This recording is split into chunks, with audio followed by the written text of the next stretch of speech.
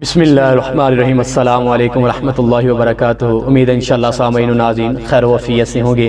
تو آج ہم انشاءاللہ تعالیٰ ایسے وظائف آپ کو بتائیں گے کہ جن کے ساتھ آپ اپنے گھروں میں اگر آپ کے پاس جانور موجود ہیں تو وہ جانور نظر بد سے کیسے بچ سکتے ہیں، کیونکہ کئی ایسے لوگ ہیں